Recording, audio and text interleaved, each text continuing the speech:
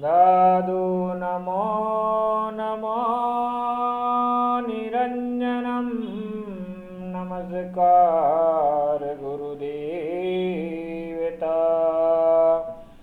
वन्दनं सर्वसाधवा प्रणामं परंगत परब्रह्मा परं सोममदेव निरञ्जनं निराकार निर्मलं तस्य दादुजीवन्दनं। जय गुरु महाराज की जय, निरंजन निराकार की जय, सत्यराम दादूराम। गुरुदेव दादूजी महाराज को प्रणाम करते हुए दादूजी महाराज की जीवन चरित्र कथा में उनकी जो लीलाओं की कथा हम आपको सुना रहे हैं, उन कथा में हम आगे बढ़ेंगे। इस समय दादूजी महाराज की चर्चा का दास्तान सिकरी का चल रहा है। अकबर बादशाह और दादूजी का मिलन और उनका सत्संग चल रहा है। अकबर बादशाह दादूजी के रहस्य को जानना चाहता था और दादूजी को इसी के लिए इसने सिकरी बुलाया था। तब दादूजी महाराज सिकरी पहुँचे। तब अकबर बादशाह ने अबू फजल, तुलसी ब्राह्मण और बीरबल को दादूजी महाराज की परीक्षा लेने के लिए अतिश खाने पहुँचाया, जहाँ पर दादूजी महाराज को विराजमान किया गया था। उसके बाद अबू फजल और तुलसी ब्राह्मण और बीरबल ने गुरुदेव दादूजी महाराज की ब्रह्म के भेद को जानने के लिए परीक्षा ली। तब दादूजी महाराज ने ब्रह्मा का भेद बताया। उससे संतुष्ट होकर गुरुदेव दादूजी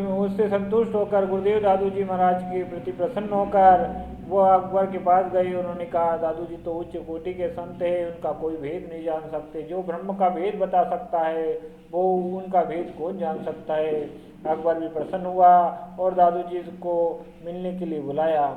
दादूजी महाराज जब अकबर के पास मिलने गए तो अकबर ने दादूजी महाराज को प्रणाम किया और दादूजी महाराज को प्रणाम करने के बाद अकबर ने दादूजी महाराज से प्रश्न किया कि प्रभु, बहुत देर से संभाला, मैं कब से आपका इंतजार कर रहा था। तब दादूजी महाराज ने कहा कि संभालने वाले तो हम नहीं होते, संभालने वाला तो परमात्मा है, वो सभी को संभालता है। जैसा परमात्मा हमको रखते हैं हम वैसा ही रहते हैं। इस प्रकार दादूजी महाराज ने उत्तर देकर अकबर ने दादूजी महाराज के लिए आसन दिया। और जब गुरुदेव दादूजी महाराज आसन पर विराजमान हो गए तब अकबर ने दादूजी महाराज से प्रश्न किया कि प्रभु, आप मुझे इतना बताइए कि संसार में परमात्मा ने सबसे पहले किसकी रचना की? स्त्री पहले आई, पुरुष पहले आया या कोई पदार्थ पहले आया? अगर ऐसा हुआ तो कैसे हुआ? इसका भेद मुझे बताइए। तब एक संत ने इस प्रश्न का उत्तर में देते हुए एक साखी भी बनाई है कि अकबर पूछे फक्कड़ से तीनों बात अड़ी, एरण हथौड़ी और संडा से पहले कौन घड़ी। इस पर दादूजी महाराज ने इस प्रश्न का जब उत्तर दिया तो बहुत ही सरल स्वभाव में दिया। उन्होंने भी पद के माध्यम से इस प्रश्न का उत्तर दिया कि राजन, एक शब्द सब कुछ किया, ऐसा समरथ सोई,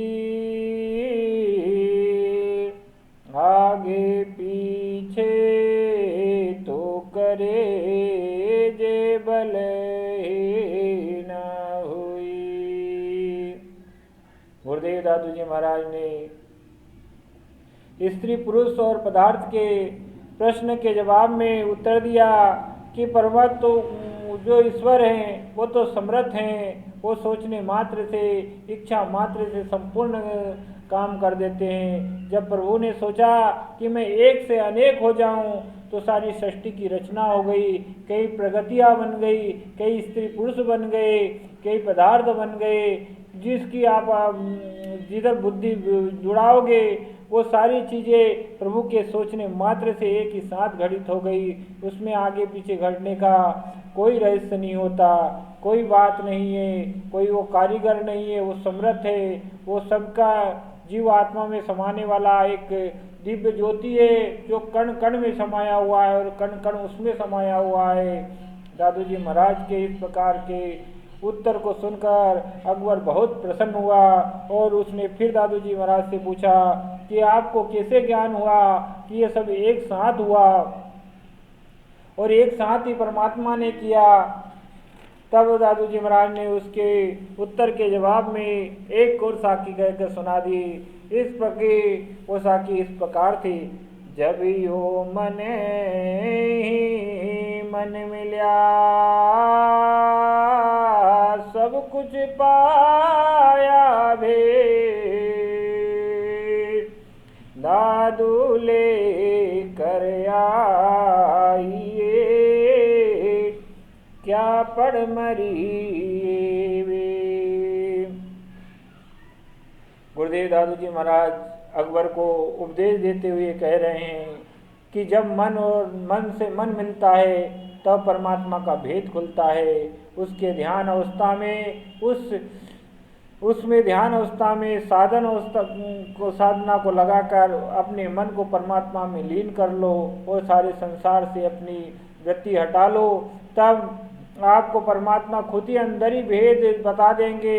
आपको बाहर जाने की आवश्यकता नहीं है, आपको शास्त्र पुराण वेद पढ़ने की आवश्यकता नहीं है। वेदों का रास्ता भी यही है कि परमात्मा को मन में लीन कर दे और मन को परमात्मा में लीन कर दे, जब ये असली भेद मालूम होगा।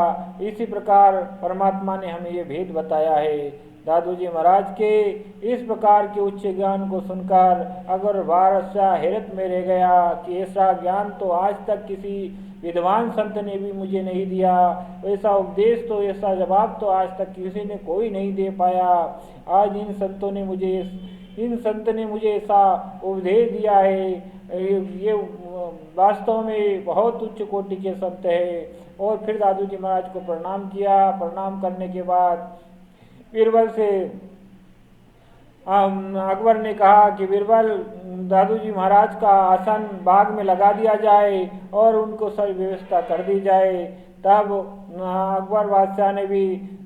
अकबर बादशाह के बताए अनुसार बीरबल ने भी वैसा ही किया। दादू जी महाराज का आसन बाग में लगवा दिया गया। गुरुदेव दादू जी महाराज अकबर के बाद से विदा लेकर बाग में पहुंच गए। सभी संतों ने बाग को देखा। बाग बहुत सुंदर था, बढ़िया जगह लगी, एकांत जगह स्थान लगा। सभी ने अपना आसन लगा लिया और बीरबल से कहा कि हम संतुष्ट हैं। अकबर से कह दीजिए कोई बात नहीं, हमें किसी चीज़ की आवश्यकता नहीं है। इस प्रकार दादू जी महाराज और अकबर का दूसरे दिन का उपदेश पूरा होता है। भाइयों, संत कथा का महत्व परमात्मा से मिलाना होता है। संत कथा का महत्व किसी को रस देना नहीं होता। भगवान की प्राप्ति, उत्तम गति और हमारी सदगति का रास्ता संत ही बताते हैं। जिस रास्ते पे हम चलते हैं वही हमारा मार्ग बन जाता है और जिस रास्ते पे हम नहीं चलते वो हमसे बहुत पीछे रह जाता है। इसलिए हमारा कौन सा रास्ता सही है और गलत है, ये रास्ता हमें सिर्फ संत बताते हैं, संत उपदेश बताते हैं। और कितने जल्दी हम परमात्मा के करीब पहुंच सकते हैं, भगवान के करीब पहुंच सकते हैं। क्या हम सारी चीज़ों में, दुनियादारी की माया मोह में उलझे हुए चीज़ों में भटक कर क्या हम भगवान को प्राप्त कर सकते हैं? नहीं प्राप्त कर सकते। जब हम इन चीज़ों में भटक कर भगवान को प्राप्त नहीं कर सकते तो हम संत की शरण लेना चाहिए और उनकी वाणियों को और उनके उपदेशों को सुनना चाहिए, जब ही हमारा कल्याण हो सकता है। इसी के साथ हम अपनी वाणी को विराम देते हैं और आपसे आशा रखते हैं कि लाइक और सब्सक्राइब करके इस वीडियो को प्रमोट जरूर करेंगे। दादू राम सत्यराम करके कमेंट जरूर लिखना। और मेरा साथ देना। दादू वाणी कथा आगे निरंतर चलती रहेगी। आप दादू जी महाराज के चरित्र को संपूर्ण रूप से सुनेंगे। मैं इस चरित्र का छोटे छोटे भागों में आपके सामने प्रस्तुत करूंगा। दादू जी महाराज और अकबर का 40 दिनों का ये सत्संग आपके सामने पूरी तरह से आएगा। इसी के साथ अब आपसे विदा लेता हूँ। दादू राम सत्यराम, दादू राम सत्यराम, दादू सिरजनहार केते नाम अनंत चित आए सो लीजिए। साधु